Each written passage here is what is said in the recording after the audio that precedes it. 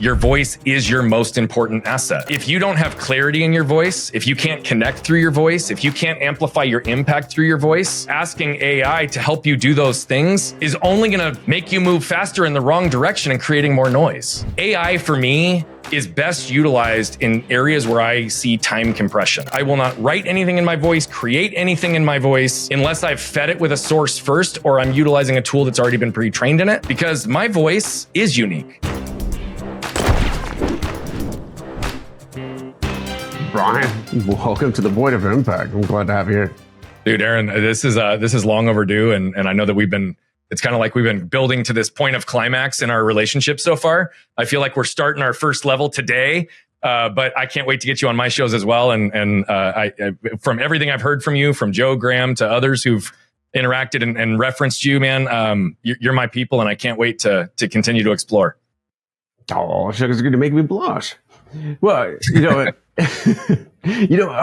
it's not for lack of trying. No, I have attempted to get in on one of your Instagram live when I was not invited, just a week early, and then the next time when I was invited, couldn't figure out how to actually accept the invite. Technology. We were just talking about this. The tech. I'm so bad. I was tragic before I lost my eyesight. Now, it's amazing having this cochlear implant Bluetooth connected to my accessible computers and all this stuff. But it's also 101 ways I can screw something up. It's true. It's true. And I mean, accessibility stuff is amazing, but it's always creating some sort of a workaround. And I've found that with anything accessibility that I've ever integrated for myself, whether it's in a physical or a technological capacity, there's downstream effects, right? Like it's literally like the law of unintended consequences, because when you build something to accommodate or as a workaround from a normal process and workflow, there's variables that get introduced that you can't always understand or project on the front end. And so then it becomes an even more iterative process to get what now is an accommodation, right, to work like it was originally supposed to or better. And I fully understand that in so many respects in my own world. So, well, it's supposed to make your life easier, right? It is. And to all this technology, there's first the learning curve, and then there's the integration with other apps and processes and platforms and all that. And then by the time you're done and one thing goes wrong, it's like demonstrated just now, one cable unplugged. But okay, when is it too much? And I know you're doing some really cool work with AI now. And I don't know. When does it become when is it your assistant and when does it become Skynet? Well, I mean, AI is a perfect example of a tool that can create accommodations. And it just happens to be a tool that can create accommodations for people who might have either a lack of skill, a lack of ability, or aren't formally trained in a particular area. But at the same time, it does require, no different than what we just discussed, a higher level of intention in how it's set up, how it's crafted, how it's used, the boundaries and parameters that kind of contain it. And then the iterative process still to develop it. And, it is interesting. You reference AI, and I do believe that AI is one of the greatest investments that we can make in this world right now. Right? It allows us to aggregate information. It allows us to move faster. It allows us to connect information. It allows us to know things that we otherwise wouldn't know. It allows us to understand how to ask better questions, how to formulate approaches and products and copy and language. And I double down on this, even though I was a very later adopter in some ways. But when I look at AI being the greatest investment, right? I can go in front of a room and communicate all those things, and everybody's raising their hands and saying, yes, yes, yes, yes, yes. All yes to all of what you just said. Yes, it's fast. Yes, it's amazing. I love mine. I talk to it every day. And then I say, but I'm not talking about artificial intelligence. I'm talking about awareness and intention. And without it, your artificial intelligence won't work. Your leadership with your teams won't work. Your messaging and communications won't work. Your offer structures won't work. Shit, your relationships with your spouses, your kids, and those you love most won't work. AI is a tool, yet we're making it something more than it is. Right? And it's replacing humans in ways that we are not designed to utilize technology as humans. And so there are things that I'm seeing right now taking place where you saw it when AI first came out. And it's part of the reason I avoided it for a while. People who couldn't articulate a fucking thought. Like They could barely string together a sentence, but they jumped onto this coaching bandwagon along with everybody else. Now all of a sudden AI comes out and man, they're releasing long form content overnight. They've got like all of these unbelievably structured solutions and materials, and yet on things that I've never heard them say, never heard them talk about, but it sure sounds good because they're grabbing it from this aggregated pool of information that's now sounding like everybody else in the same universal thought. But here's the truth, Aaron.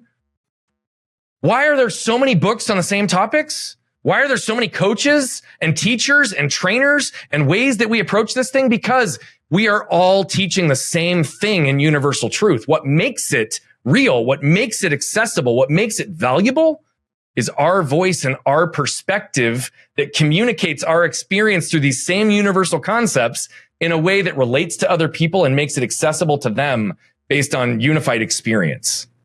Mm-hmm. All of a sudden, AI can everybody knows how invoke to emotion. use They can't replace experience, right? You know, just say all of a sudden everybody knows how to use the end dash. Yep. One of the biggest. Right. It's like one of the biggest tellers, right? Well, no, everybody sounds the same, at least on Facebook. But that's the problem, is they're diluting their voice. And in today's world, even more so than ever, I do believe that your voice is your most important asset. But if you don't have clarity in your voice, if you can't connect through your voice, if you can't amplify your impact through your voice, throwing or asking AI to help you do those things is only going to amplify you, make you move faster, but you're just moving faster in the wrong direction and creating more noise. There's already enough people out there talking and very few with anything to say, yet everybody utilizing these things to develop their thought processes, their frameworks, their language, all they're doing is blending in with the crowd and having something less unique to identify and stand out.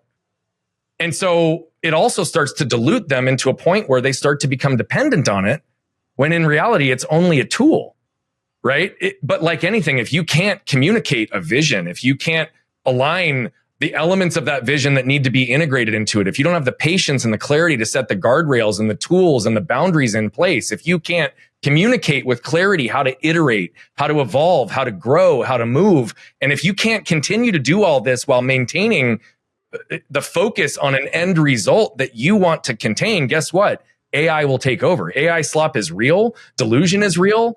And it also today is what I believe to be the world's greatest confirmation bias. It's literally a mirror. So what you feed it is what you get back. And no wonder you think that you're incredible, because it doesn't want to tell you that you need to get better. It doesn't want to be constructive and critical of you. And it's also going to adopt patterns where it's going to evolve your own language into something that it's suggesting to you. And now all of a sudden you're getting shame and compression in your own voice from a technology. And let alone, we've been chasing this and trying to capture our voices in the world we live in alone for decades, right? It's like I handed my voice over for years. The last thing I'm going to do is hand it over to technology. That's so funny too, because yes, it is such an ego boost. It's such an inflated. Absolutely, that was perfect. Yeah, I will do it just the way you say. I was like, I want you to be, brutally honest with me. I will. I swear. Let's do it.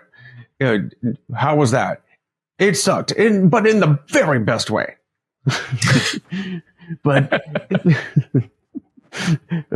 it was a very pretty suck. Anyway, how did you find or develop your voice? Were you always outspoken, extroverted? Did you have to develop over time? Was this something you learned in like home, school, work? Where'd that come from? It's a long story, but I'll give you the beginning part of it because it helps you understand where I started to lose my voice. And where and how it took me 25 to 30 years to get it back. And I didn't even know. Right. So, I first start by saying, cause I haven't introduced any part of who I am other than the AI stuff yet. I'm a husband and father first. And the reason I start there, is it's truly the only thing binary in my world. My kids have been my greatest teachers, my greatest coaches, my greatest mirrors. My wife has truly held space for me and challenged me and allowed me to become the person that I am today. And without them, nothing else in my world matters. But the parts of my story that impacted my voice are actually the parts of my story that I'm probably most well recognized for or known for. And I don't say that like I'm anybody. I'm not a big deal. If you've seen me, heard me somewhere, cool, but I'm just like everybody else. It's just that I have created some momentum and I've spoken to millions of people now in my time. But when I was 7, I was run over by a truck and my left arm was completely severed from my body. It was reattached. I had 24 surgeries. Years of adversity that came from it. But a lot of the elements of my voice getting taken away started in those early phases. You know, I've said for years that I care very much about questions. And I've said for a long time, I'm only as good as my questions. But it's only recently that I even understood why I care so much about questions. Well, it's because when I came out of the hospital and I had a teddy bear in between my arm because it needed to heal at 90 degrees, probably 50% or more of people just stared. They never asked a question. They never asked what happened to you. And what happens when someone stares and they don't ask you a question? They're writing your story. They're using their voice to write your story. And they're immediately fabricating whatever reality they want for you, who you are, what your voice is, and what you represent, simply by what they see and are staring at. Yet they don't understand. Right? Aaron, I know you probably completely relate to this exact example, just given some of what I know you've been through, right? Like people sometimes just stare, and all I've ever wanted, just come ask. I'll talk to you. I never get bothered by anybody who's staring at me. It's when, I mean, and in the kind, like you said, in the nicest way. I'll get stopped just getting off the airplane, and somebody will say, "You are so inspiring." I'm like, I'm getting out of a tube. It's not that hard. But they don't have any idea the whole story or anything. No clue. They just see and they can't.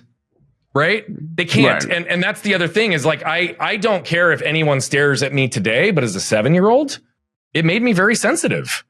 It made me very self-conscious. It made me very aware that like people were looking at me and for something that wasn't my fault, was something that I had happened to go through. And so that was the first layer. But then when the other section of people who actually had the courage to come and ask, they'd come up and say, "Brian, what happened to you?" And I'd look them deadpan in the eye and I'd say, "I was run over by a truck and my left arm was torn off." Truth. It's exactly what happened. 99% of people, after they picked their jaws up off the ground, they would pause and they would literally turn to look at my parents for validation, which told me what? They didn't believe me. They didn't believe the story that I'm telling, that I'm living and wearing and existing in, because it's way too audacious for a 7-year-old. Wow, that must be a made up story. There's no way you were run over by a truck and your arm was torn off. When in fact, that's exactly what fucking happened. And so now it's like, well, people are going to stare and write my story for me. And then those that are courageous enough to come and ask me aren't going to believe me. And then what would happen, the third layer that would take place for almost anybody, is that they would view me through their lens of what they'd be capable of in my situation, immediately limiting me. But just like what you said, all of that's fabricated because they can't even imagine what it would be like to be in my position.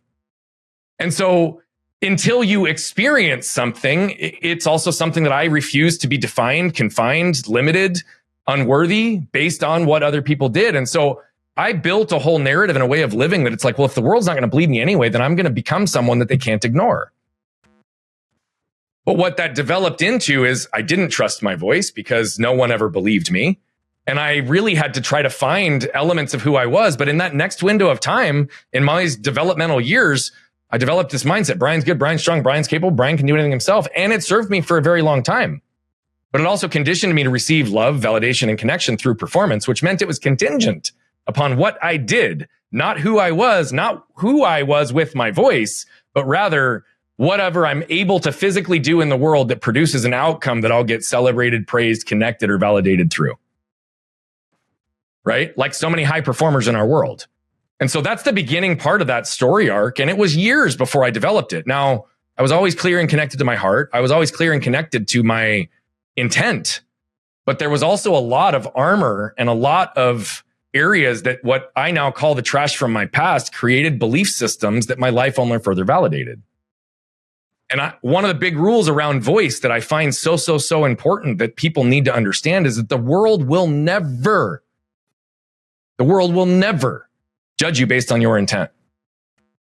The world will only ever judge you based on what your words, actions, and behaviors communicate, even if you're not conscious to what it's communicating or how it's being received. Right. And so it took a lot of work for me to get to the place where I have clarity in my voice today, but that's a big portion of how I lost it. Mm-hmm. Well, I was just going to say, intention is like potential, right? It's unless it's put into action, it's really just wasted. So that's right. You're absolutely right. It's in who you are, what you do, what you say. So you grew. You went from growing internally to helping others, service and helping others, giving it to others. So you just mentioned your trash, and I'm guessing that's how you started with the podcast to flip the lid, as in on the trash can, like taking the waste out. Yep.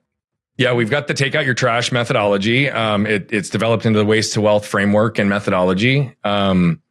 And very simply, the trash from people's past is the emotional triggers, behavioral patterns, and environmental conditions that create a set of cellular memory and a set of beliefs that our lives validate. Right? It's how your dad looked at you when you loaded your dishwasher incorrectly when you were 7 that shows up in a moment of reaction with your spouse when something about the way they look at you or that dynamic of that situation activates those cells and makes them believe that you're shitting on them and telling them that they're shitting on you and you're not good enough. It's the things that would cause my shame or my anger to get in the way when my wife would ask a simple question like this. Hey, honey, what do you want to do with the kids this weekend? But my trash and my shame and my anger filter caused me to hear it this way, Aaron. Hey, honey, you've not done enough to be a good husband and father here recently. So what are you going to do to make up for it this weekend? Well, I just told you I was a husband and father first. Of course, I'm going to defend the shit out of that. I'm a great husband and father. Stack me up against any of them. I'll rank high in that category. But she's challenging me and telling me that I'm not doing enough. So of course, I'm going to rectify that. And I rattle off the 10 things I've done in the last few days to show her I'm a good husband and father. And that wasn't even what she asked. Right now, all of a sudden, it's like I've created damage and I didn't even realize I created damage. My intent wasn't that, but my words, actions, and behaviors communicated that. Right. And yet that isn't even what she was saying. So I wasn't able to even hear my own voice or to hear others. And that's what happens in how we walk around. If you look at how we all interact, right? Like the big thing I want people to understand about the trash from your past is it is not your fault. It's generationally inherited. It's patterned in. It's literally environmentally conditioned, and trauma passes in the cells through the DNA. We've traced our trash back 3 generations. But here's the truth about it. It does become your responsibility once you become aware of it or you start burying others in yours.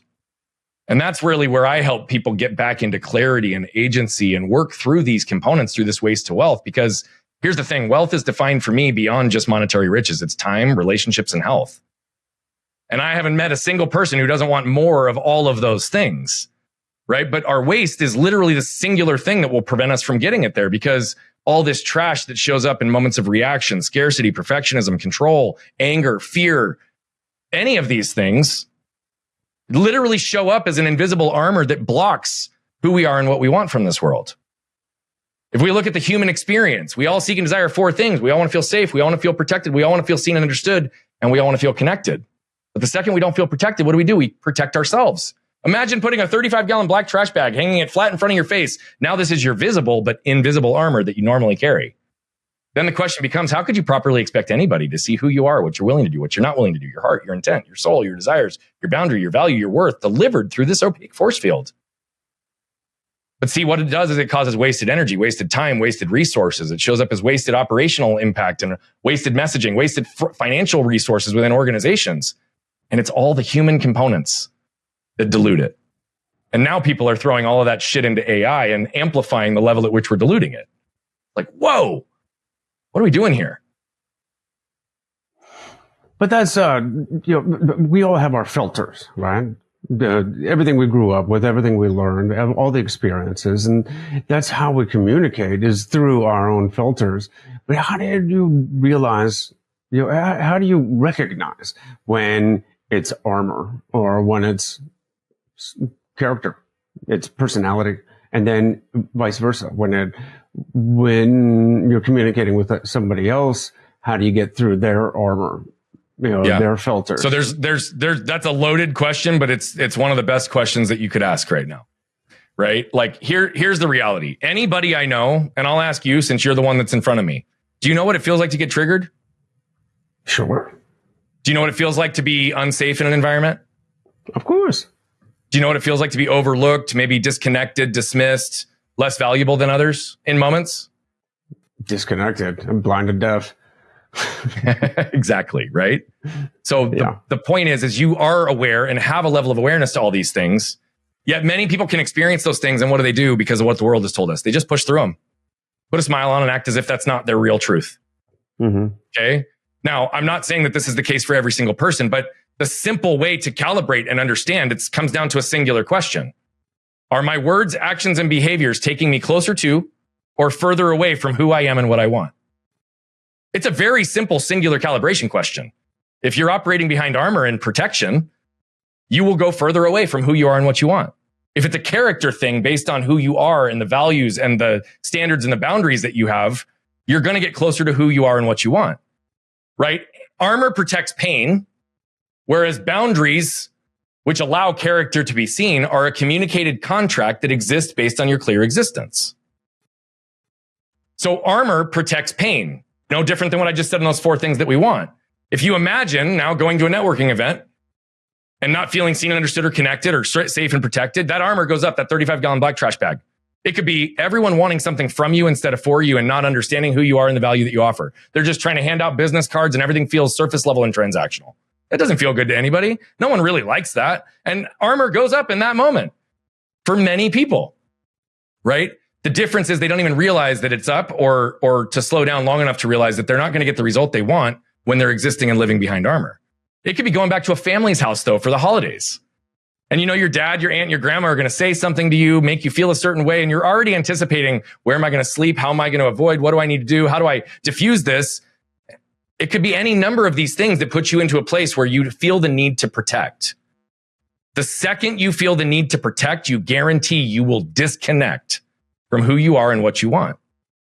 And so if you do have an awareness to those lower frequency, negative type emotions that don't serve you, don't feel great, then the second you feel any of those things is a moment to pause and ask, is what I'm reacting to right now due to what's right in front of me or the trash from my past? Here's a little secret. 99% of the time, it's the second. The second question, if you've not been able to release and lower that armor in this moment, is what am I protecting right now? What was I protecting with my wife? Did I care very much about being seen as a good husband and father? Did I care very much about actually being a very good husband and father? And she was challenging that. She actually wasn't, but I thought she was. And so if I could assume that she had great intent and she wasn't attacking me, I might have actually heard her clearly. But it was my own armor that conditioned me to believe that everything coming at me was a threat, right? And I was so thick in it that I didn't even realize it was happening. But I could see that my words, actions, and behaviors were taking me further away from who I was and what I wanted. I just didn't know how to fix it yet, right? And so those are really the first 2 questions that I would have somebody ask. And then the last is, if you feel that armor up, ask very clearly, am I safe right now? Am I safe mentally, physically, spiritually, and emotionally? If you can feel, look around, sense, know that where you're at, the answer to that is true, then it's up to you to decide, I've got to open myself. Armor will never allow your true self and your character to be seen. It'll hide it all. Well, what you're talking about is assigning attention or intention to somebody else's words, just like they might be doing with yours. Maybe they we misunderstood you. They understood the words, but not the intention behind them. Bingo. You assign different meaning to it. Bingo. I know it happened all the time with my wife. And this is hilarious. But have you ever read Men Are From Mars, Women Are From Venus? I have. Yeah. It is. It's old. It's dated. I mean, I think it talks about AIDS in there. I mean, it was like in the 80s, but it is hilarious and how accurate it is. Turning it into alien speak and all that, but totally, it is so funny. Because it's so right. we act like caveman, and they talk. I mean, it's almost like a caricature of men 100%. and women, but it's true. We've got to try to figure out what did she mean by that by putting it through a translator, right? And it's the same with anybody else. Just got to make sure that you're not. You're right. You got to make sure that you're not assigning the wrong meaning to what they're saying. And that just comes with being more centered questions. and clear enough in yourself that you can hear it to recognize if you don't have clarity and to be able to pause and clarify, right? Like, here's what we have to assume. We have to assume in every interaction we're having, there's at least 2 layers of armor, unless we put intention in. Why? Because every single person I have ever met is conditioned to protect themselves in some way, consciously or unconsciously. And so therefore, we not only have our own armor, but to your point, how do you identify when someone else's armor is up? I almost assume that everybody's armor is up before I even begin and engage. Why? Because if I can create an emotionally safe space, what I believe, and we teach this protector connector concept, I believe that every one of us has the ability to become the thermostat instead of the thermometer. So this is our ability to recognize when our armor is up, which is the first and only way we can effectively get someone else's armor down, is if we know ourselves and we can lower and open ourselves first. But if we can do that, we go through those hierarchy of questions and we walk into a room and we can lower our armor, then what we actually can do is wrap a layer of protection around the entire environment that we're in, whether it's one-on-one or whether it's a group. What does that do? If you lead with such radical authenticity in that space, if you have what I call a strong spine and a soft front, a strong spine is, I've done the work to get through and work through my trauma, my trash from my past, to know who I am, what I'm willing to do, what I'm not willing to do, my heart, my intent, my soul, my desires, my boundaries, my value, my worth, then I can be unwavering in any environment. Why? Because it puts me in a position where I have nothing to justify, protect, or defend about myself. Have you seen the movie 8 Mile with Eminem? Or are you familiar with the story? Never saw it. Okay. So at the end of that movie, he's in a rap battle. And the whole movie is all about the criticism about how poor he is, what side of the tracks he grew up on, and all of the progression of the movie is just everybody coming down on him for all these personal faults, right? These things, these traits that identify who he is. The last rap battle, he literally gets up and he's like, yeah, I did grow up from across the tracks. Yeah, my body Bob did shoot himself. I did do this, blah, blah, blah. He owns all the shit that everybody in his entire life has used against him, and he just owned it. This is who I am. And then he drops the mic, and his competitor literally flopped, had no words, nothing to say, nothing to respond. The point is what he demonstrated there is he got so comfortable and clear in who he was and all the things about him defined him, what had happened, that it literally did not matter to him what anyone knew or how they could use it against him, because he had nothing to justify, protect, or defend about any of it. And when you get there, you can actually open your armor in any environment always. And that's where I think about the soft front. Soft front is, I think about my wife, kids in this environment. If they want to come to me for love, leadership, light, laughter, do they want to lay their head down on a metal chest piece of armor? No. They want access to me, the gentle strength, right? The heart of their father.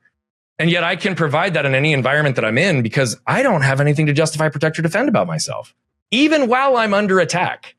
And that doesn't mean I'm not human. And that doesn't mean I don't feel or get triggered. But I have been doing this work for a long time, to the point that I used to defend over things that I didn't need to defend over. And today I don't need to defend, even when most people believe I would be better off to do so. Well, that's that protective armor, right? Is defending before you even know if you need to. Bingo. Right? Bingo. You assume that your wife was accusing you of something, so you Bingo. automatically start putting up these defenses, these reasons that you're a good father. And on the flip side, though, all you could have done, right, was ask, "What did you mean by that?" Or, correct.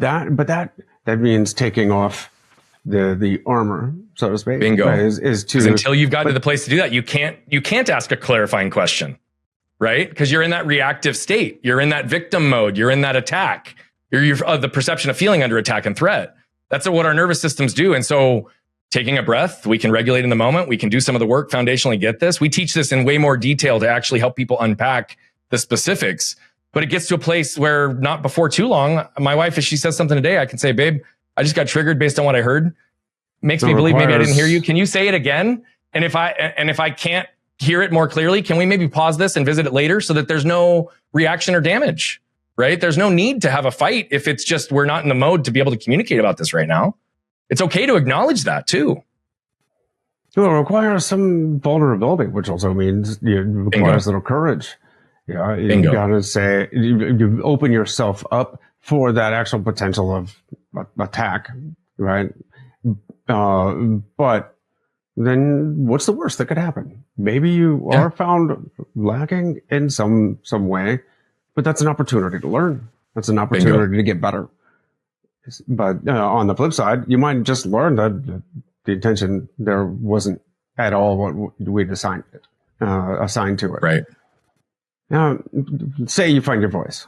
Say that you've developed it, and we opened up this conversation with AI and how you're using that to amplify your voice.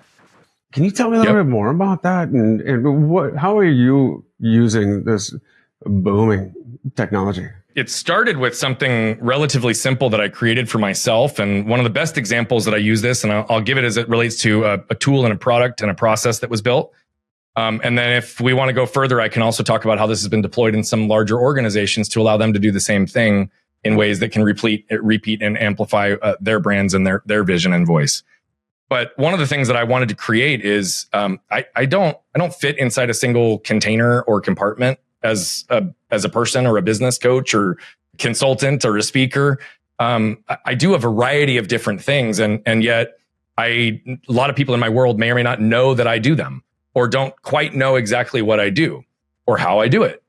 And so in the very earlier phases of AI and some of my development, I started to think through, how do I take my weekly masterminds where we're working with heart-centered impact makers on these exact same topics, utilizing the waste to wealth philosophy, helping them understand the human components, conversations, getting them set up to position their value, and actually somehow effectively communicate that out to the world in educational materials.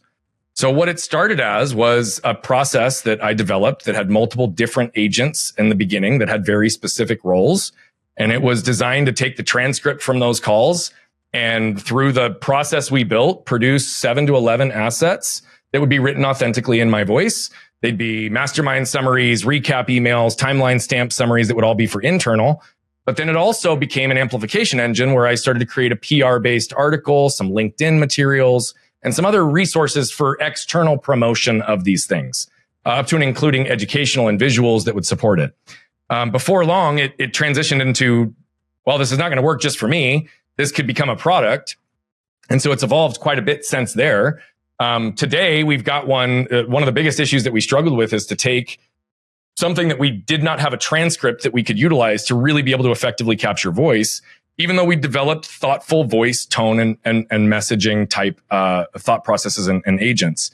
And so I started over and I rebuilt the thought process. We've got 4 different specialty agents that cover over 25 points of voice, tone, and message delivery components within the analysis of the transcripts or within the analysis of the video that we're getting for people.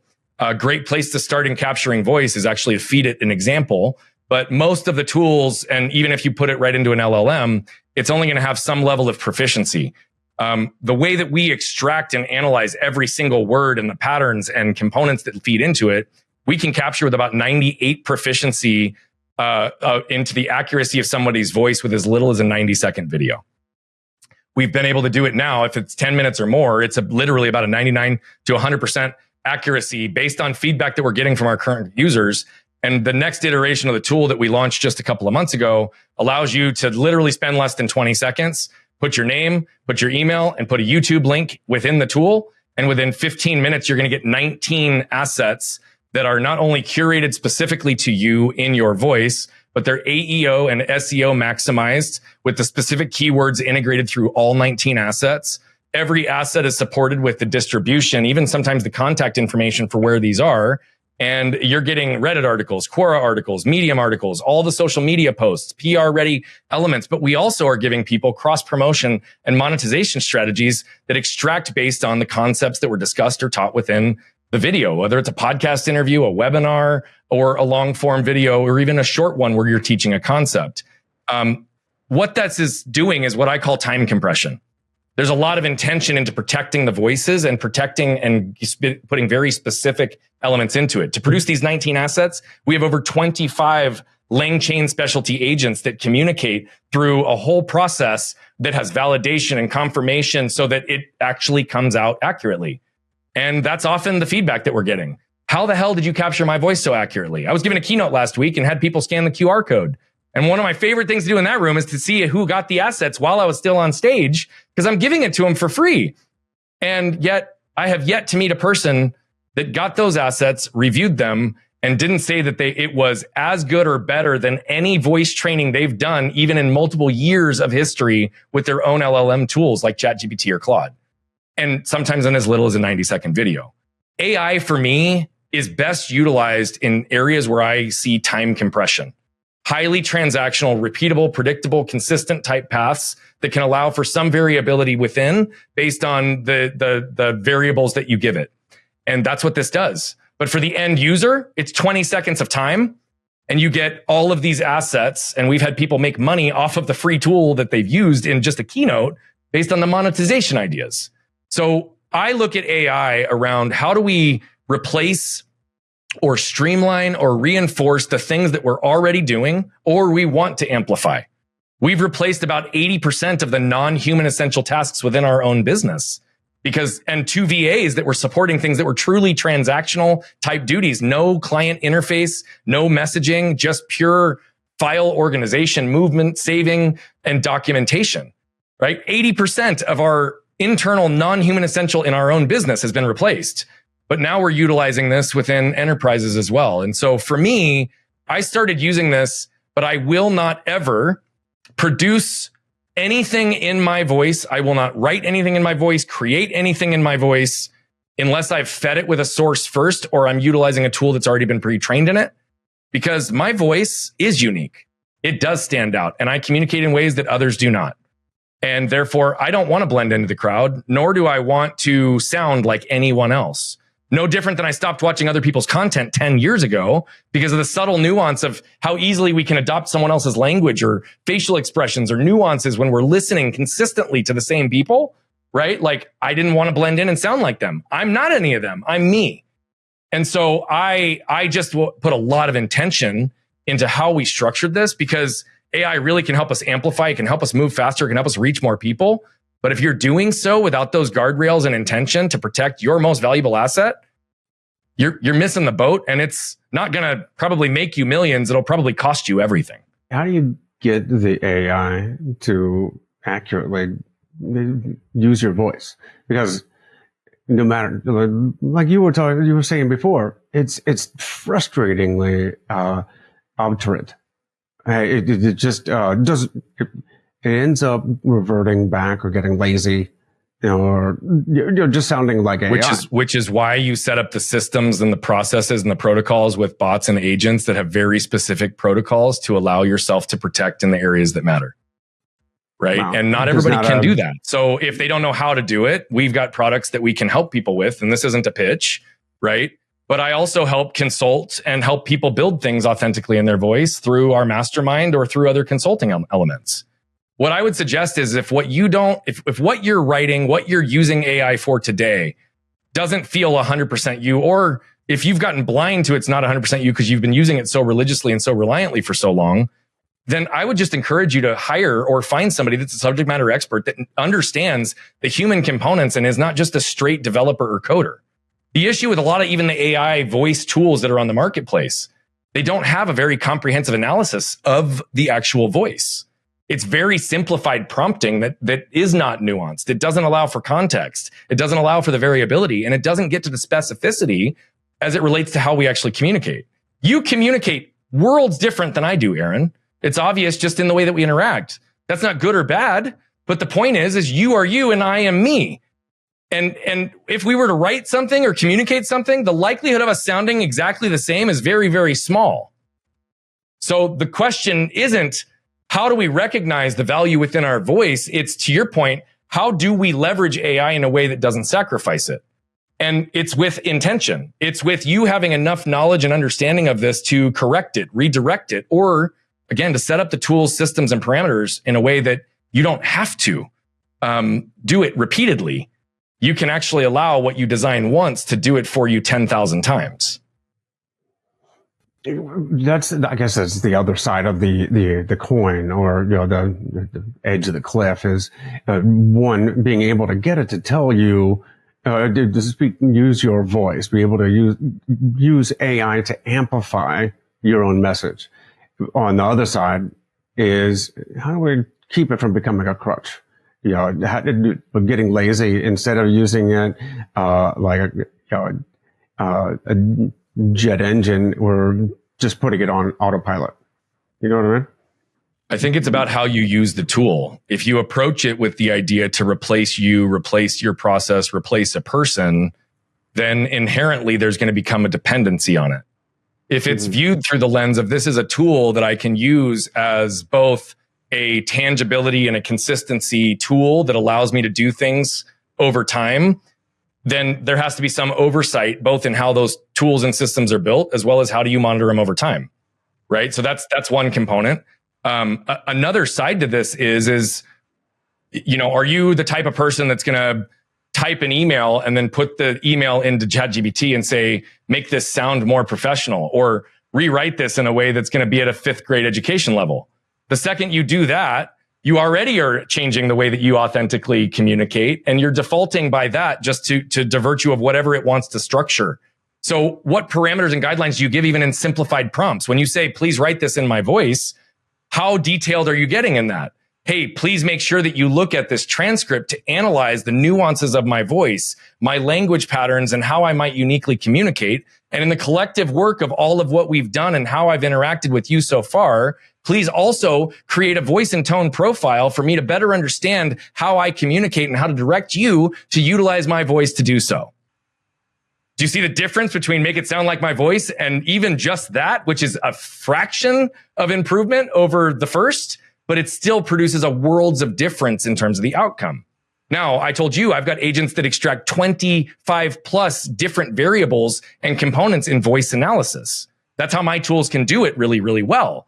Why? Because I know how to extract people's voices and bring it to fruition, because that's the work I've done anyway, is helping people get clarity in themselves. And I reflect things back in a way that they're like, how did you say that and make me sound so good and make me feel so good? And I'm like, it's your words.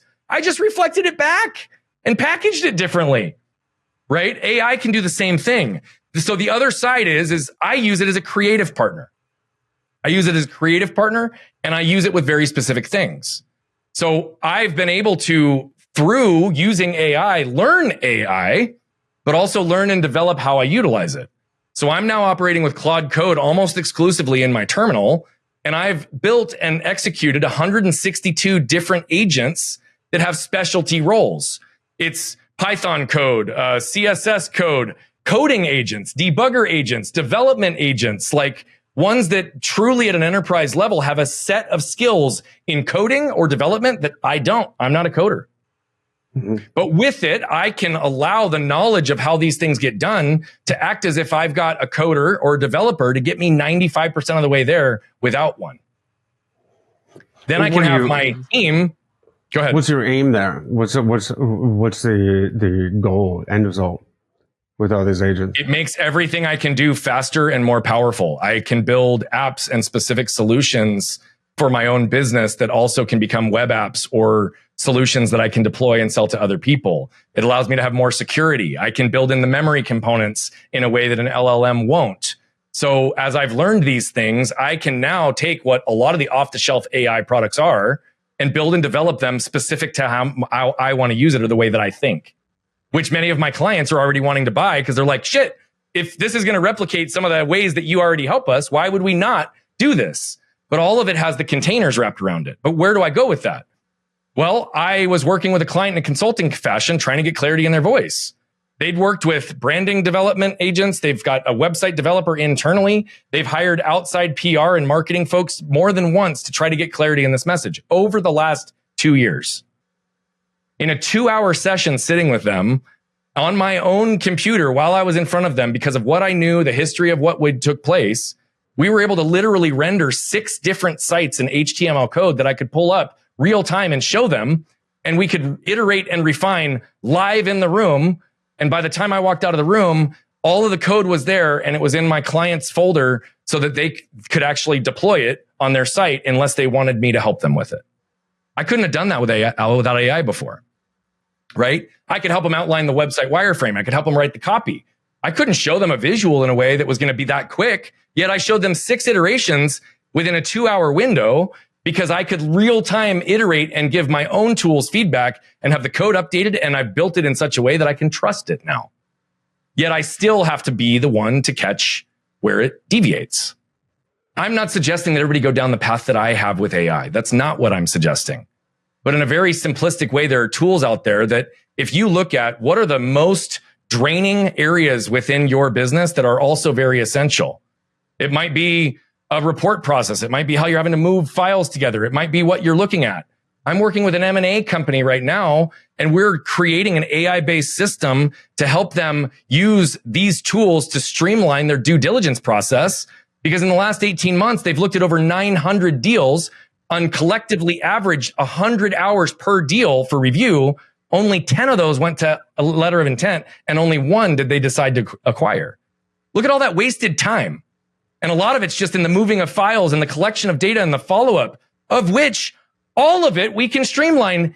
We can even create a methodology and an algorithm that looks at their unique area of appetite for funding and get at least a 90% proficiency in terms of a sample understanding of it, so that then the founders and owners who do the human review can start from a place of basis and have all of the references to dial in. So like what are the areas of your business that are the most draining, the most repeatable? I just worked with the development officer of a large client. He outlined the top 6 activities in his business that are essential, and they take about 30 hours of his week every single week. 6 items. 6 things take him about 30 hours a week. We replaced 2 of them with a thoughtful workflow that hit on every single step within the process. And just those 2 got him back 15 to 20 hours a week already. So the point is can we compress time in the highly predictable things that we do by putting intention into building systems, thought process, and AI tools that allow them to operate behind the scenes with still a layer of human review. That's one of the things I love so much about the AI revolution is that the Google, you put in a search, I want to do this. How do I do it? And you are going to get 10 results on one page, and none of them are going to be exactly what you're looking for. Bingo. And you can't bog the Google search down too much with too many words, or you're just going to confuse it. Whereas with a LLM, ChatGPT, Grok, Claude, whatever, Gemini, you can say, this is exactly what I want, and put it in as fine a detail as you can. And so long as you're accurate in your prompt, your query, it's going to tell me how I want to get from point A to point B. What are some of the best ways to do it? And again, I'm talking about a much more advanced and developed process that I'm utilizing today, but it started with doing custom GPTs, which did the same thing, right? So a custom GPT is basically systemizing a repeatable process. We built a tool for an HR consultant that was based on all of their legislative and legal requirements as employers at different tiers, that tracked all of the compliance measures that they needed to worry about, had state by state specific elements. And we built a custom GPT that was essentially a database that she could go in and put in 2 or 3 pieces of detail and get a long comprehensive report that was accurate, validated because of what she set up in the custom GPT in the first place. So if you go into even a custom GPT, give it a role, tell it what its specific priority is, help it understand the behavioral patterns that it needs to operate under, even the review, the intellectual process, and what the desired outcomes are. And if you can just outline, even at a highest level in an extensive prompt on that, into a chat GPT, a custom GPT, you're already essentially stepping into pseudo agent development. But that's where we get into this is if you look at, are you doing the same repeatable tasks even going into AI? Do you go into AI every time to write or review an email? Could you build a custom GPT that's already thoughtful and developed in terms of the way you write emails, the way you structure stuff, so that you don't have to redevelop the prompt every single time? But you can go in and just give it the information it needs and it outputs. Again, that's just one layer of intention beyond just utilizing the chat function in an LLM. But all the LLMs also give you the ability to create and deploy custom bots as well, right? So the point is start learning the tool, but actually learn the tool, right? Learn how and what and ways you can utilize this beyond what you see at the surface. Because most people are just having it improve an email or creating recipes or like basic components. And those are great uses for it, but not in your business. But there are already so many tools out there. How do you even know what tool? Well, that's why I'm building my own, but that's exactly the point.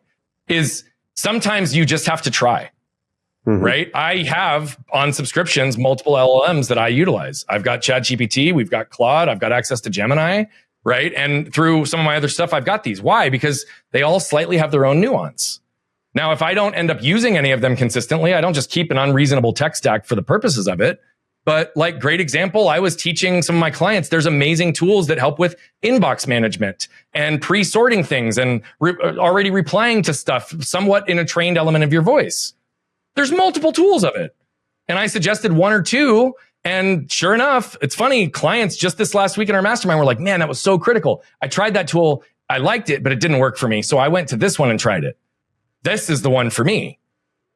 Like, that's also the point. Not every single tool is going to be the best for every single person, but there are so many options. The question becomes, what are you trying to solve for?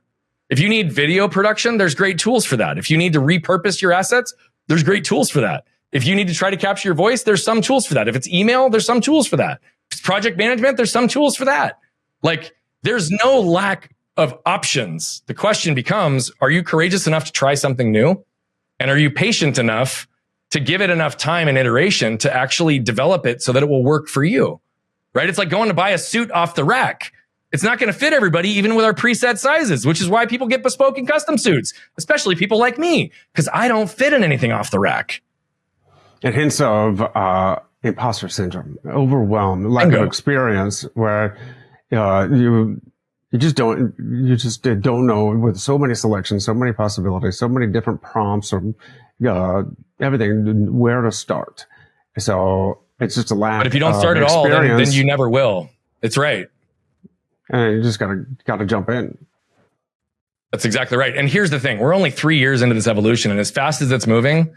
And as much as there's expertise that's starting to develop in unique ways, right? Even in some of the areas that I'm niching in terms of humanizing AI, right? Like, if I'm being honest, do I have more ability to utilize it than many? I do. But nobody really knows all of what AI is capable of yet. Nobody really knows all that it can and can't do yet. Nobody really knows the full downstream impact of all of this stuff yet. I don't give a shit who tells you they do. I know how to make it work for us based on where it is today, and I'm trying to shape where it's going in the future. But this thing is moving, and it's moving fast. And it is going to leave people behind in a place where if you don't at least jump in and start basically learning, but this goes back to everything, right? You can make a choice to jump in, ask questions, even on the LLMs, to learn basic tools and skills, or to try different tools. Or you can make a choice that it's too intimidating and too overwhelming and you avoid it. The choice is still yours. But I do believe that, going back to questions always create options and opportunities for us to make new choices, take new actions, try new things. I'm also a big believer that as much as I focus on clarity often only comes through challenge or confirmation, which is after you've taken an action and you've gotten feedback. Right? You know, when you put something out there, did it land, did it not land, did it feel good, did it not feel good? That's challenge or confirmation. But that's when the cycle starts over. Then you ask more questions. My very first prompt on ChatGPT, my very first prompt, I'll share it with everybody. Do you know who Brian Bogert is? I wanted to see, based on what I already had out there, did it know me? Could it capture my voice? And where it started, this whole philosophy was a very clear separation point. I had so much already out online. I had thousands of podcast interviews, so much content, so much written content. My brand voice was already established before AI. So what does that mean? AI can feed off of everything that it already has access to online and get it pretty good. It got like 85 to 90% proficiency in my voice. And I had never even prompted it or communicated with it. just because of what was out there. But the difference between 85 to 90% and 99 to 100% is huge in people's ability to attach to it. Know it's me, know it's authentically me, not AI, right? And so, but that was my very first chat, and it sent me down this whole path of wanting to know what it knew about me. How did I do it? And then I started asking questions about how I could utilize it. AI helped me in the beginning stages even creatively think about how I might progress with this. And everything I've built with my backend servers, databases, vector databases, MCP plugins, all the stuff that allows me to now deploy stuff live for myself, I learned using AI. So that's the other side of it, is I just ask really good questions. And I also believe that no one can tell you what's possible with it yet. I've had people tell me things I wanted to build were impossible. And with 2.5 days of intense focus and iteration on something, what I was told was impossible, I fucking built. How? Well, I don't know. But that's the whole point, is if we are curious enough and we're courageous enough to ask questions, make choices, take actions, listen to the feedback, refine, iterate, and grow. That's like everything in life. And that's the basics of what I said in terms of the greatest investment we can make. Because what is that? That's awareness and intentionality. It's a big, scary, virtual world out there. It's also really exciting. It's another frontier. And the first step is just taking action. Right? You got to dive in. I got to respect your time. I know we're getting a little long here, especially since I took extra time trying to figure out why my microphone couldn't work. But before we get into the final segment, the last couple questions, I want to ask you, I did want to let you go before asking you about your book. You wrote a children's book, right? I did. For those of you who are on video, I'm going to point on my scene. It's even behind me here in my backdrop. It's and it's a great tie-in actually for AI. The story behind this is it went from idea to publication in 13 days. I had no aspirations or desires of writing this book. It was not even in my ethers before the night that I started to write on it. We went on vacation this summer to New York, and we were gone for 11 days, and we came back, and our cat, one of our cats, had lost like 6 pounds in like 11 days. And we thought we were going to lose him. He was very, very, very sick. And I have found writing to be a good way for me to process and just process and prepare in my own thoughts and feelings. And I was feeling somewhat just hit by this. Anybody who's had an animal and lost one knows that can be jarring to a family. But this guy was like pretty special, and he had a really special relationship with my daughter and my kids. And so I was sitting writing at night, and I wrote, for lack of a better term, a manuscript, which was a story that I wrote for the sole purpose of sharing with my children to help them prepare and process, because I thought we were going to have to put our cat down within the week. And I knew how connected they were, and I knew how devastated they would be. And the next morning on my live show, I had an author who is a best-selling author who's got over 46 best-selling copies in the paranormal category. He sold over 1 million copies of books in his collective history, like really, really well known. And in the conversation, I asked him, like, what was his first book? And his first book he wrote was a children's book, and he did it for his daughter. So there was just like synchronicity there that day that like kind of nudged me down it. And so I still at that moment wasn't planning to publish. But I was like, cool. I think I could turn this into a book for my daughter. And the plan at the moment was just to take the story that I had and put it into a format that I could print and give it to her. And as I started getting into the development of doing it, I used AI for helping me understand to do all of the illustrations, to help me understand like all of the children's page layouts, like the standard ones that are there, the ones that are most traditional, the ones that can be done digital versus print, like what's easiest, what margin and bleed. Like I just asked a lot of questions because I was just going to print a cool book for my daughter. And in the process of doing all this, I realized that the gap between printing a book and actually getting it published on KDP so that others could benefit from it was like marginal at best. And oh, by the way, AI helped me do all of that as well. Helped me write the descriptions for the story. It helped me write and understand all the fields that I needed to enter for KDP. It walked me step by step all the way through it. I'd never done it, never published a book. And so what was really cool is all of it just happened. Literally, I wrote it one night, and 13 days later, it was published and launched on Amazon. I do disclose when I use AI for things. So it says written by Brian Bogert, illustrated by Brian Bogert in AI, right? Because I want to give credit to that as well, and also even highlight it.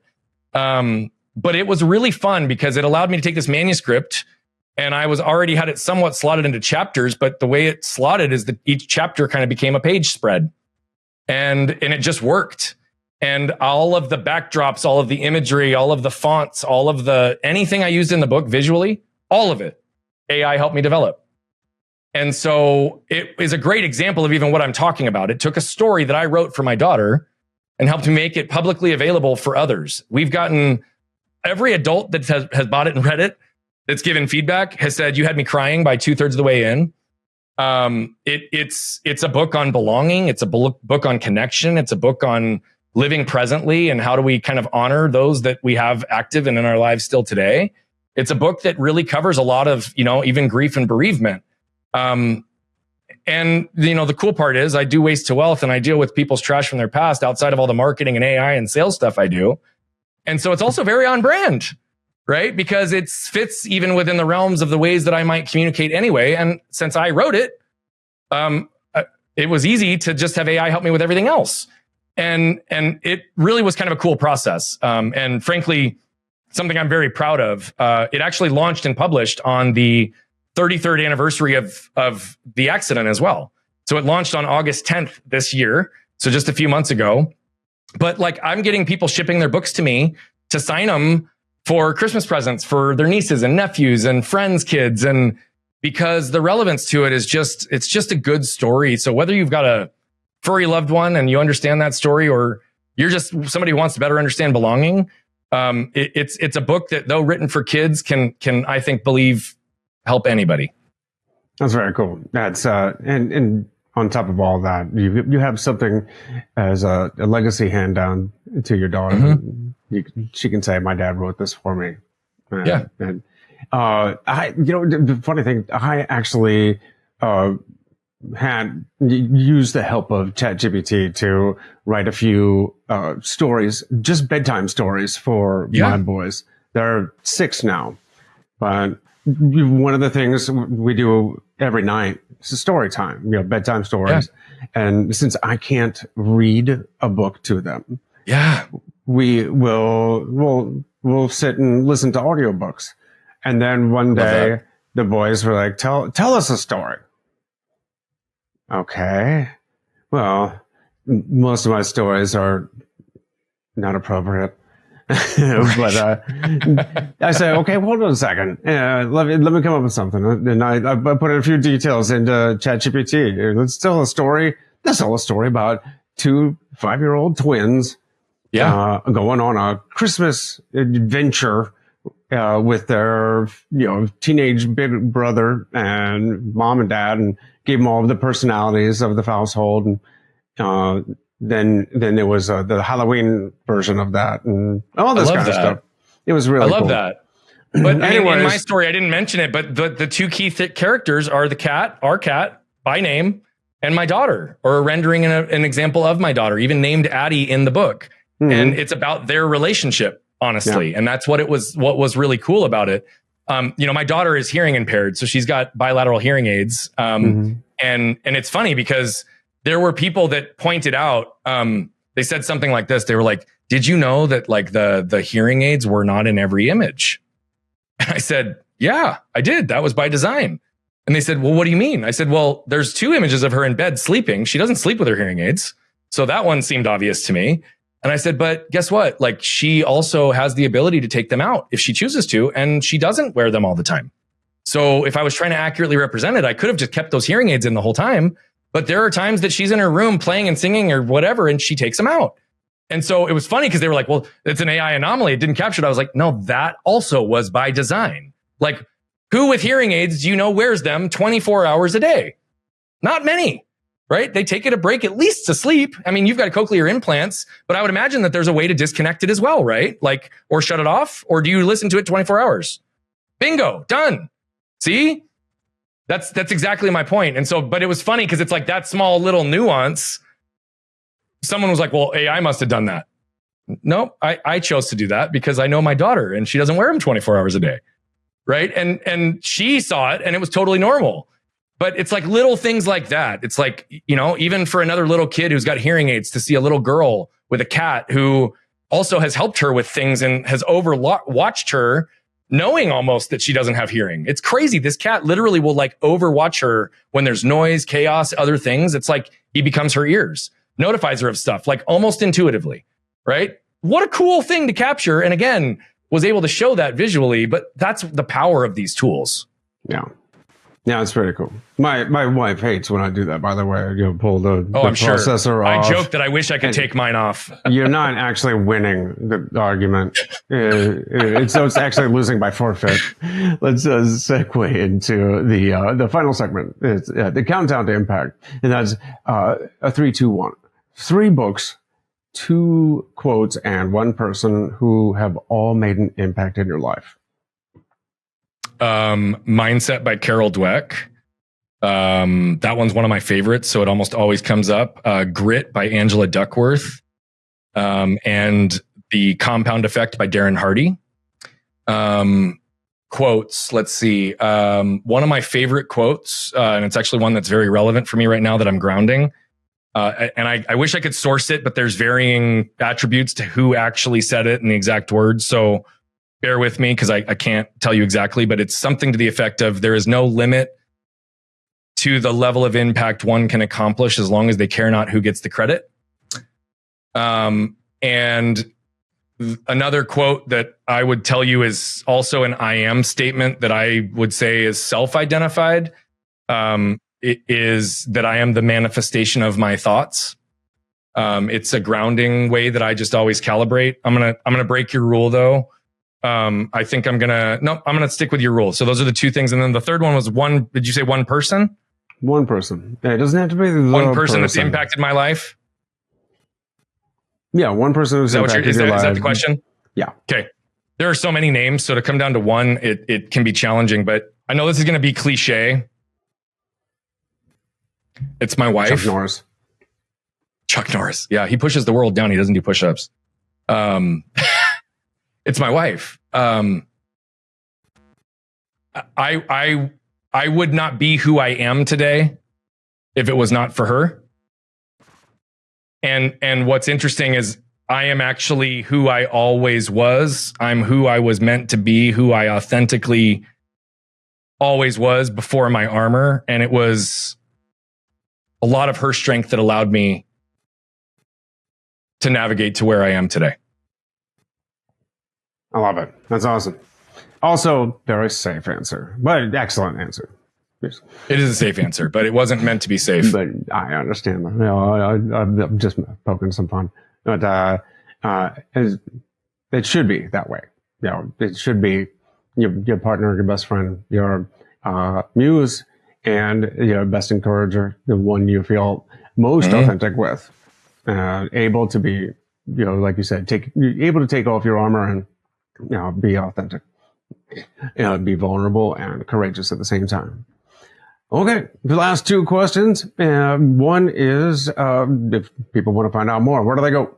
Go to brianbogert.com/connect. In there, you'll find everything. You've got access to our podcast in there. You can sign up for newsletters in there. You can text me directly in there. All of our social media links are in there. So if you go to brianbogert.com/connect, you'll have a pretty good entree to some ways you can engage in our world. And you can go further if you want from there. If you would rather just go straight to social, I'm at Bogert Brian on all channels, including YouTube. And we're on a mission to create as much impact as we can. And 99% of those people are never going to pay us $1 or even know my name. But I believe to move people. So all I ask is if anything we discussed today moved you, move it through your world. Do something with it. And that's Brian with an I and Bogert with an E. Right? Correct. Yep. Brian Bogert. Bogert. Brian. All right. Well, last question. What's your definition of living a life of impact? It's living with such presence that every moment is an opportunity for impact. I believe we can learn from anybody. We can impact anybody. But I do believe that everybody and this statement I say for myself is true for everybody, but I believe that my presence is the present. I am the gift. And I believe that's true for each and every one of us. So if we really want to live a life of impact, yes, that can be leaving a legacy. Yes, that can be impacting millions or billions of lives. But yes, that can also be just changing the trajectory of someone's day by giving them the proper smile, having the gratitude and appreciation when they made your coffee well as the barista, right? Or any number of things. And so for me, living a life of impact comes down to every moment, every choice, every action. And if we do it right, hopefully that will compound so that we also have a legacy that lives beyond the present moment. That's great. Well, Brian, thank you so much, my friend, for coming on and just dumping a ton of knowledge on us. Really appreciate it. Darren, I appreciate you, brother. Looking forward to continuing to do more, my friend.